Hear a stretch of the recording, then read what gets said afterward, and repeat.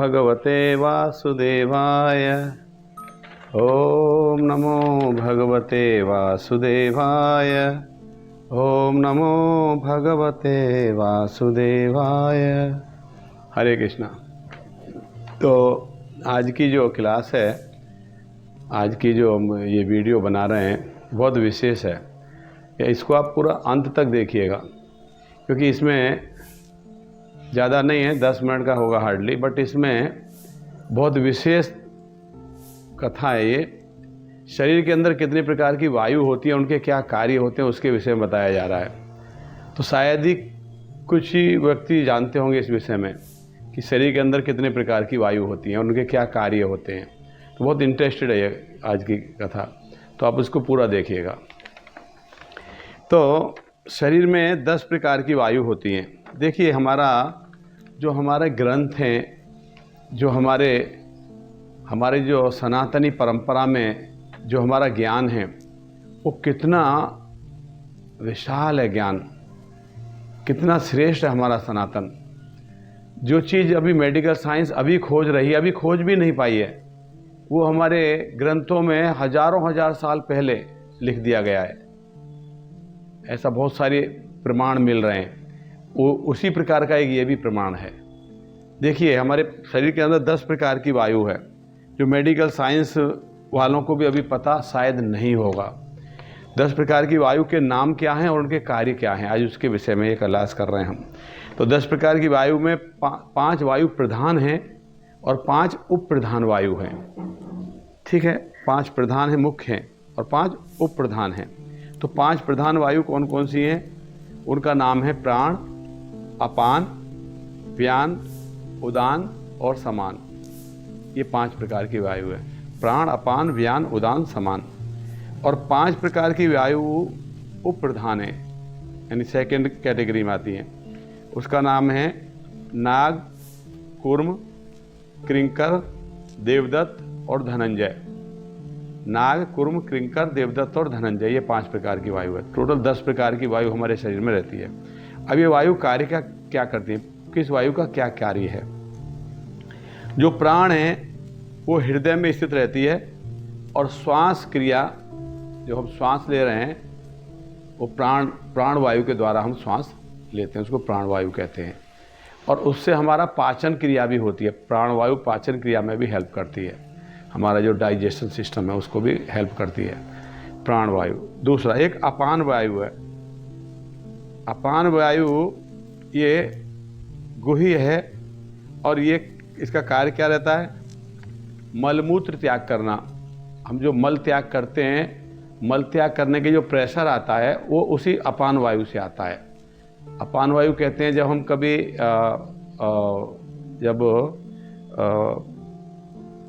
कहते हैं ना कि किसी आदमी ने हवा खराब कर दिया, वो अपान वायु कहते हैं उसको पान नहीं करना चाहिए, उसको लेना नहीं चाहिए, कोई वो वायु दूषित होती है, पान कर नहीं करते, अपान नहीं है, अपान है वो, पान नहीं ले नहीं सकते उसको। तो मल और मूत्र दोनों त्याग करने के लिए उसी वायु से प्रेशर आता है, पेशाब करते समय भी और मल त्याग करते समय भी। और जो हम श्वास त्याग करते हैं, श्वास को निकालते हैं, उसको भी अपान वायु कहते हैं। वो भी वायु अशुद्ध होती है। एक व्यक्ति सांस छोड़ रहा है, दूसरा उसको नहीं ले सकता, लेना नहीं चाहिए, वो भी अशुद्ध है। और जो शिशु का जन्म होता है, जब बच्चा जन्मता है, माता जब बच्चे को जन्म देती है, तो उसी अपान वायु के प्रेशर से बच्चे को बाहर भेजा जाता है। वही वायु कार्य करती है बच्चे को बाहर निकालने के लिए माँ के गर्भाशय से। ये अपान वायु है। अब एक है व्यान। व्यान वायु संपूर्ण शरीर में रहती है, पूरी बॉडी में रहती है व्यान वायु। और उसी वायु से उठते, बैठते, चलते शरीर को बैलेंस किया जाता है। जब हम चल रहे होते हैं, उठ रहे होते हैं या बैठ रहे होते हैं, तो हमारी बॉडी जो बैलेंस बनता है, हमको कैसे बैठना है, कैसे उठ जाना है, इमीडिएट उठ जाते हैं हम, इमीडिएट बैठ जाते हैं हम। तो ये बॉडी को जो कंट्रोल करता है, जिसको बैलेंस बनाता है, चलते में जो बैलेंस बनाता है, ये वायु का नाम है व्यान। ये बहुत मुख्य तीसरी वायु व्यान। इसी से हम चलते उठते। जब किसी व्यक्ति का व्यक्ति का चलना डिस्टर्ब हो जाता है, तो डॉक्टर कहते हैं कि उसका ब्रेन में प्रॉब्लम है, ब्रेन में सिग्नल्स बराबर नहीं आ रहे, इसलिए उसका पैर सीधे नहीं पड़ रहे, टेढ़ा टेढ़ा चलता है व्यक्ति। कई बार हुआ है, मेरे एक परिचित थे, उनके साथ ऐसा हुआ था। तो एक्चुअली वो व्यान वायु के अनबैलेंस होने से बॉडी अनबैलेंस हो जाती है। फिर एक वायु है उदान, चौथी वायु उदान। उदान का काम क्या है? ये कंठ में रहती है, हमारे कंठ में, और ये भोजन में जो तरल और कठोर पदार्थों को अलग अलग करती है। जब भोजन खा रहे होते हैं ना हम, तो ये हमारे यहीं से तरल पदार्थ, लिक्विड और सॉलिड अलग अलग हो जाते हैं, हमको पता नहीं है। वो अलग अलग लिक्विड और तरल अलग अलग हो जाते हैं। जैसे हमने कुछ खाते खाते कुछ पी लिया, तो पी भी रहे हैं खा भी रहे हैं, तो खाने वाला अलग जाएगा, पीने वाला एक बार जाएगा, दोनों साथ साथ नहीं जाएंगे गले के अंदर। ये वायु से अलग करती है। और ये जो उदान वायु है, यही वायु मन बुद्धि अहंकार को स्थूल शरीर से अलग कर देती है।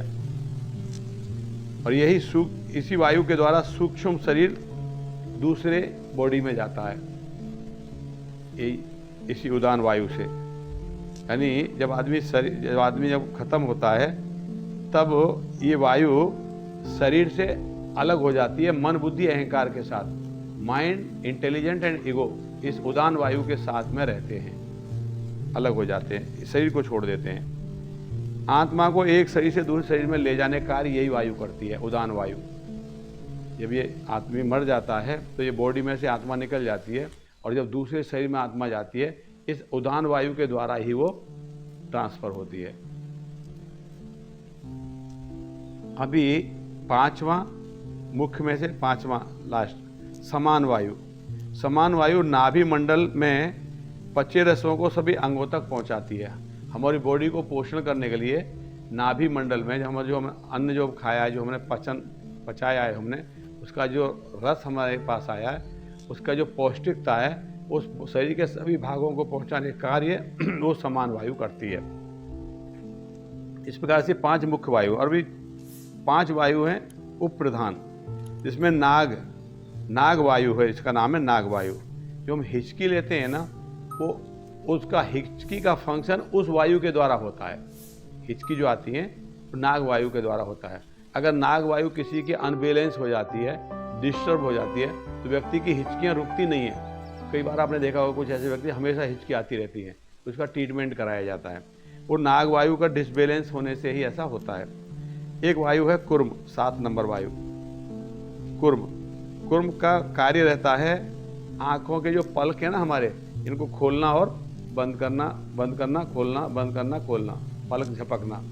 तो ये भी एक कार्य वायु के द्वारा होता है हमारी बॉडी को फंक्शनिंग करने के लिए। अभी आप देखा कभी जेसीबी मशीन को चलते हुए देखा आपने?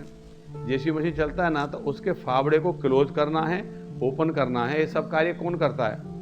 मैकेनिज्म नहीं है। मैकेनिज्म की हेल्प किसी ले रहा है? मैकेनिज्म एयर प्रेशर से होता है। वो जब प्रेशर रिलीज करते हैं पिस्टन को, तो वो उसका फावड़ा ऐसे क्लोज होता है, और जो दूसरा पिस्टन को रिलीज करते हैं एयर को, तो वो खुलता है ऐसा।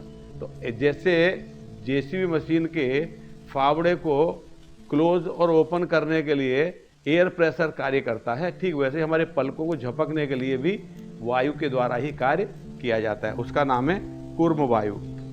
अभी 8 है क्रिंकर वायु, छींकने में सहायता करती है। छींकने में एक साथ बहुत सारा प्रेशर आता है, आपको पता है? बहुत सारा एयर प्रेशर आता है छींकने में।